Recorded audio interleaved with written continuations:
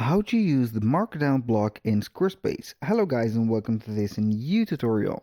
In today's video I'm going to show you how simple and easy it is to use the Markdown block within your Squarespace website. So we're going to head over to squarespace.com, sign in for an account, and as you can see we're going to be on the admin dashboard.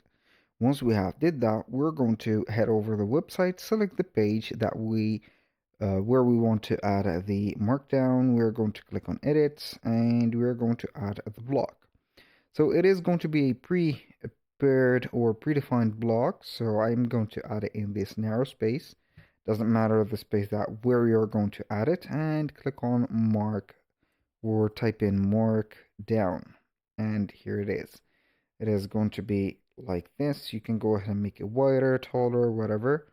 So I would like to have it just like that. Double tap on it and you can go ahead and set the specific text. Now, what is a markdown text? It is going to be a block that will let you write content using plain text and simple syntax to control formatting without needing to work directly with HTML or a code block.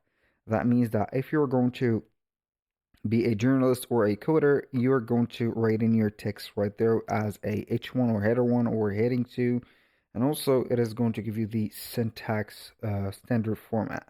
So it is not going to have some properties or some text properties aside from having the syntax and also having the specific, let's say, plain text.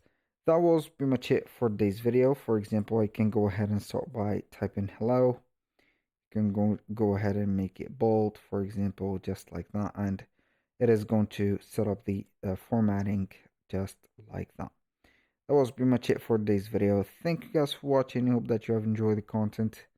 I hope to see you soon on the next one.